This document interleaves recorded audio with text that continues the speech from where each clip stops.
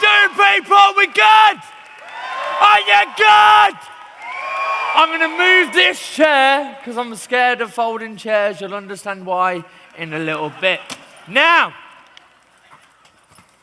I told Junior, I said, move the chair, mate, because I'm going to be scared of it. And he was like, no, confront your fears. I said, fuck you. But all right. Now, ladies and gentlemen, thank you for you being here. I appreciate you can lend me your ears for the next 15 minutes. I am going to be reading from notes because originally I was asked, hey, Steve, come and talk about wrestling. I was like, cool, no worries, bro. Got ya. Then I started writing. Then I kept writing. Kept writing, fell into a hole and reassessed myself. Fell deeper and deeper. Sent it to Julian. He was like, bro, I need 15 minutes, calm the fuck down. So I've had to edit it down, all right? Are we okay with that? So if anything seems like, oh, well, you skipped a little point there, well, guess what? I've got 15 minutes. Can you forgive me? Yeah. I said, can you forgive me? Yeah.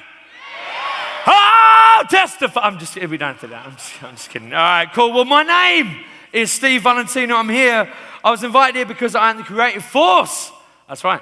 Anyway, right, I am the creative force, thank you, behind one of the UK's most exciting and up-and-coming professional wrestling companies. It's called Pro Wrestling Subjective. Give me a cheer! Thank you. I'm normally half naked when I do that, so it's nice to get a cheer for my own thoughts, you know what I mean, rather than just my abs. Sweet, good. Anyway, so there's so many misconceptions about wrestling. This is the truth. There is. Because people, the amount of times I've heard this, what do you watch it for? You know it's fake. No. Okay, a little bit. No. The thing is, wrestling, right, okay, first of all, my tan might be fake.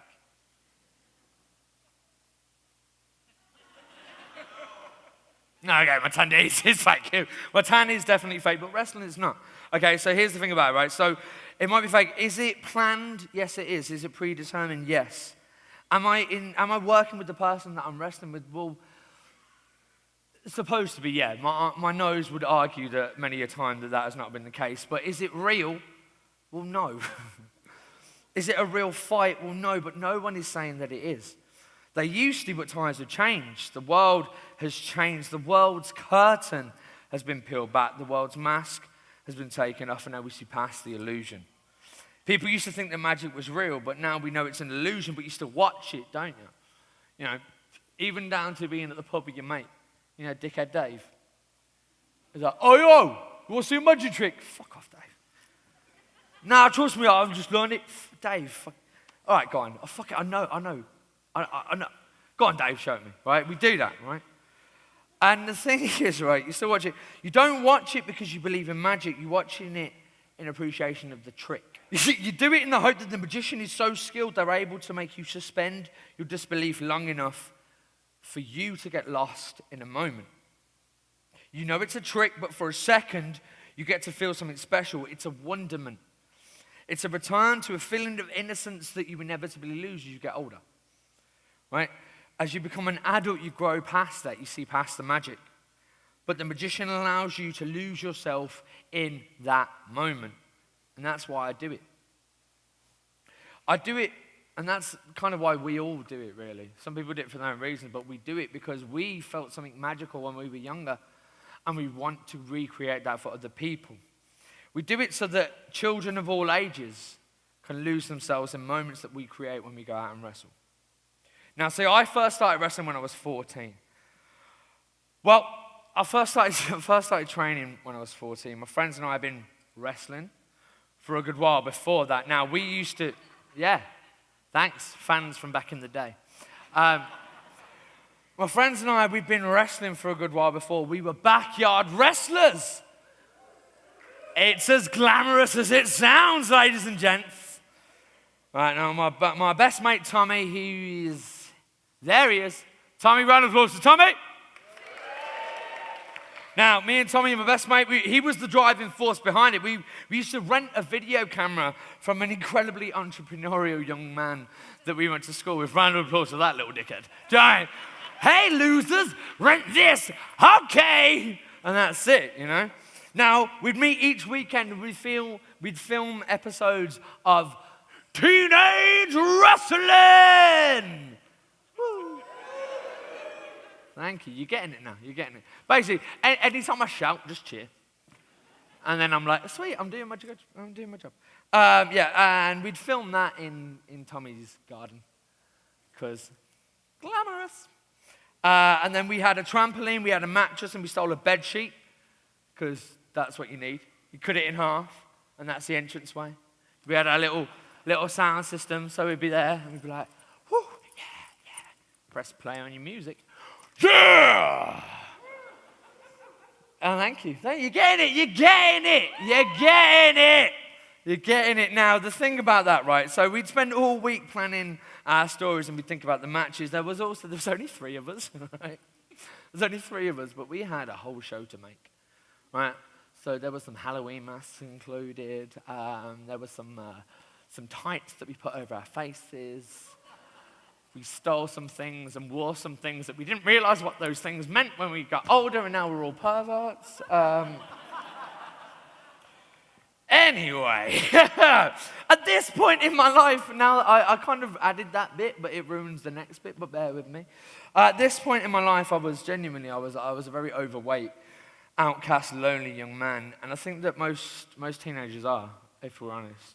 Not overweight and male, but outcast and a little bit lonely, and struggling to find their own identity and their place in the world. I think we can all even agree with that. I think that that's a thing that we might grow stronger and able to deal with, but I think that's a constant theme. I think when you're a teenager, it's even worse. I think we struggle even more with it.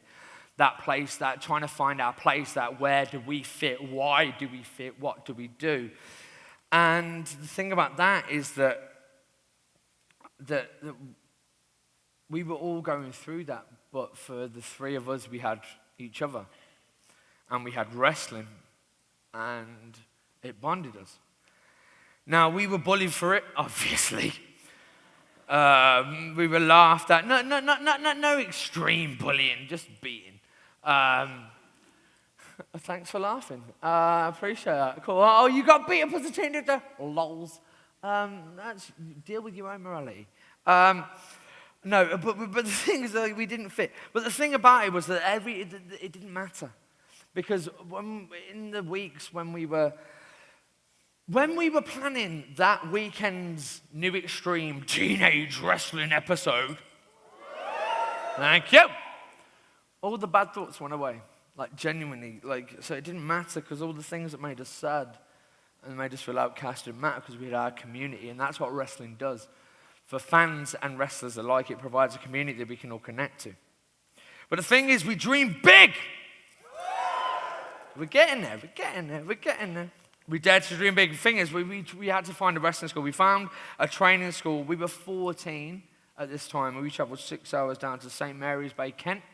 We arrived at this abandoned, beat-up army barracks, and so me and Tommy entered there right now. This was one of the most surrealist moments in my life.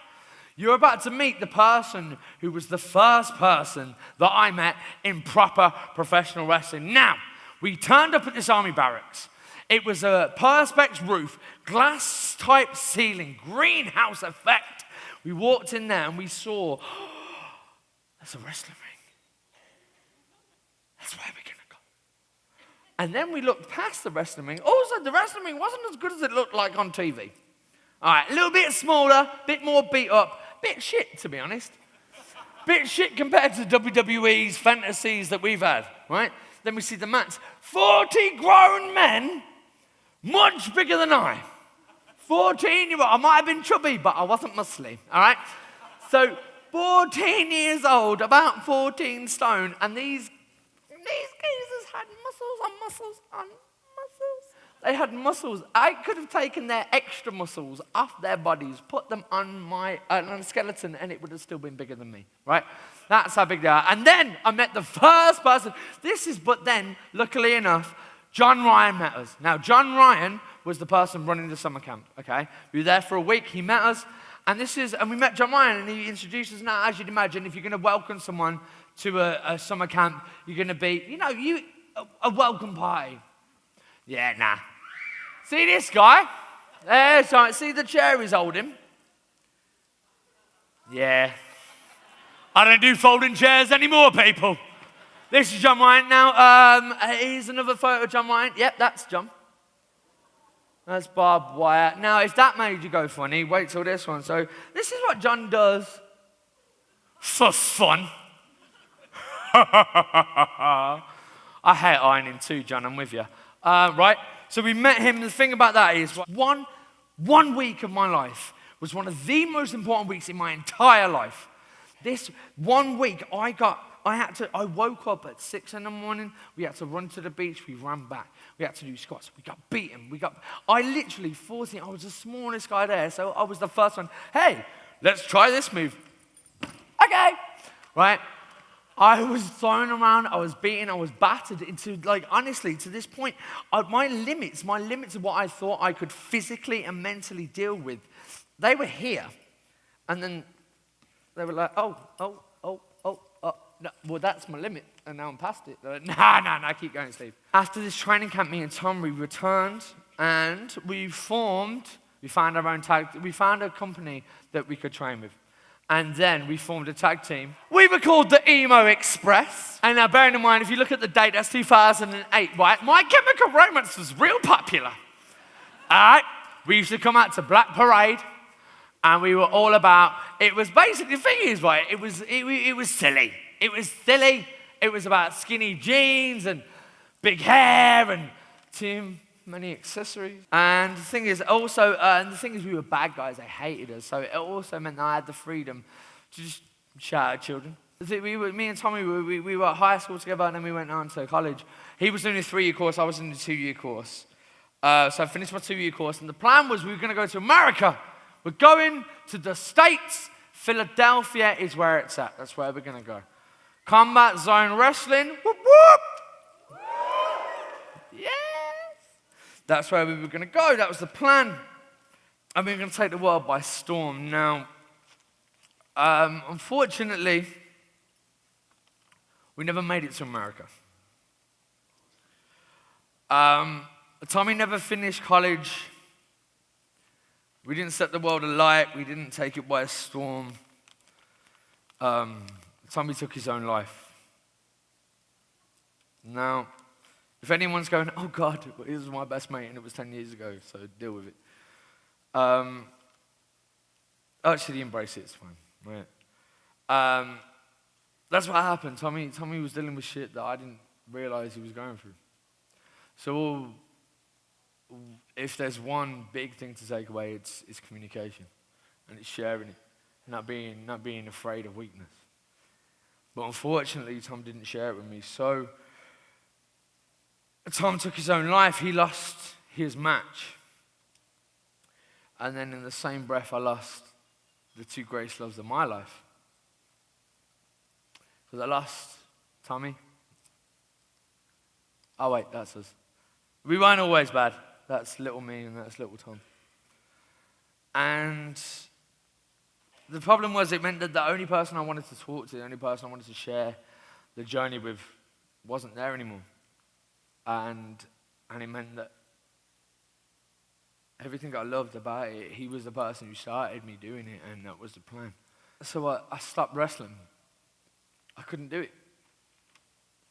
To the point where I physically couldn't. We were the Emo Express, so my reaction to what Tom had done was as cliched as you'd imagine it would be, and it's okay to laugh, it's fine. It's okay. It was literally, it was a lot of self-destruction, constant battles with guilt, and this pain that you never really get, you learn to get used to, but you never accept, and then when you do accept it, you grow. And you realize that it's okay to carry that pain with you. And when you carry that pain with you, and you don't let that pain control you, that's when you become stronger. And obviously, the story does not stop there. Because why the fuck would I be here, right? One day I found my old wrestling gear, and I felt this pull. And guess what? I'm a fucking wrestler! And I went past it. I went, do you know what? Fuck that. I'm not gonna let that pain, that horrible thing that I went through, dictate my future. I'm not gonna let that happen. I went, fuck that. I'm a fucking wrestler. Oh, that's me now. And the reason I do it, the reason I love it is because wrestling gave me something that I want to give back. And now I'm gonna show you some examples. Boom. Throw your hooks up. Everyone throw your hooks up. Practice. There's a few more. Look at this. Look at this. My little pirate princess. That's why it's important. Anyone who says wrestling is fake or whatever, it's not fake when it makes people feel that much. It's important. And now I'm gonna step to the side.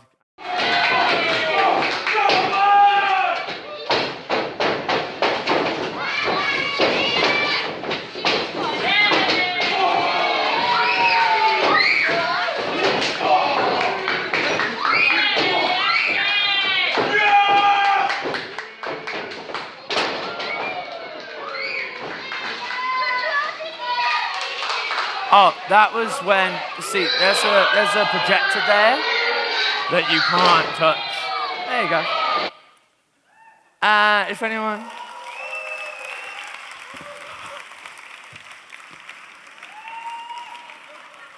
Can you all stand up? And then I'm going to go 1, 2, 3. You're going to go, ah! 1, 2, 3, ah! And that's it. I've been Steve Valentino. Thank you.